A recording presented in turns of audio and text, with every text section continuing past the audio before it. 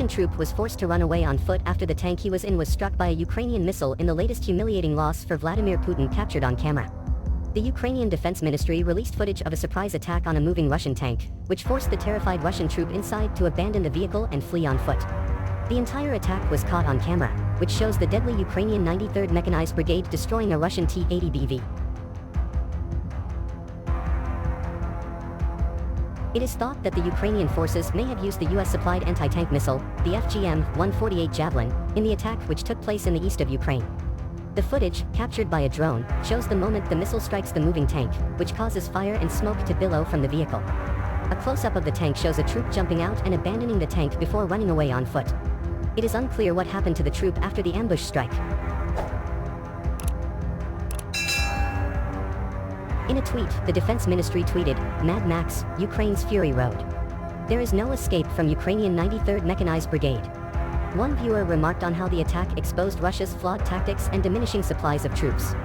American intelligence and military officials claim the arrival of new weapons from the UK and US have allowed Ukrainian troops to take back some territory.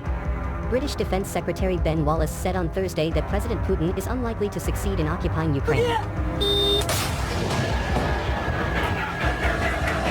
Mr. Wallace said that Russia's invasion of Ukraine had faltered and was starting to fail. Also today, a Pentagon official praised Ukrainian troops in their fight against Russia, saying that they have done things we might not have thought were possible. The unnamed Department of Defense official said the morale of Vladimir Putin's troops as well as their ability to sustain themselves had been hit hard. The latest intelligence briefing from the British Ministry of Defense on Saturday revealed that Russia has been desperately trying to repair the rail and road bridges near Kherson as it seeks to defend the occupied region. The MOD claims the routes will remain a key vulnerability for Russia since the resupply lines are now reliant on just 2 pontoon ferry crossing points. Russia continues to carry out in-situ modernization of some of its armored vehicles in Ukraine. A T-90M Prorov tank, which is one of the latest versions of the T-90 family, was spotted in Ukraine with a bizarre-looking ad hoc armor fit. An elongated, handmade, and welded grille towers over the tank's turret. Similar constructions have not been unknown since the beginning of the war. Even before the war started in Ukraine, BulgarianMilitary.com wrote that a Russian T-80 tank with similar armor was spotted in Crimea. Now the T-90 has apparently received a field modernization. Assumptions vary.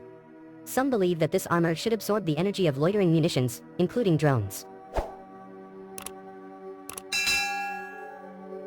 Others think the homemade armor is designed to reduce damage from an FGM-148 Javelin missile attack.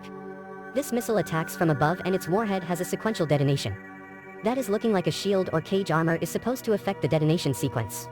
The cage will most likely not stop the Javelin missile, but the probability of reducing its penetration efficiency is high, thus saving the lives of the soldiers in the tank. Besides the Javelin, one of the other threats is the Turkish Bayraktar TB2 drones that Ukraine has. Bayraktar TB2s performed well in the Nagorno-Karabakh conflict in 2021. These drones are armed with MAML precision munitions, which are also dropped from above. The handmade armor of the T-90M can absorb the energy and take the impact of the ammunition that will destroy the armor, but it remains unclear what the consequences will be for the tank's turret. However, the Turkish MAML ammunition has already shown its destructive effects. BulgarianMilitary.com recalls that Bayraktar TB2 armed with this ammunition destroyed 2 Raptor high-speed patrol boats of the Russian Navy. This happened off Snake Island.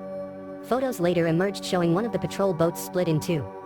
Ukrainian forces are increasingly using simpler, smaller drones, including quadcopters, armed with adapted mortar rounds and other explosive charges. Such armor may be able to counter more effectively against munitions with less charge in their warheads.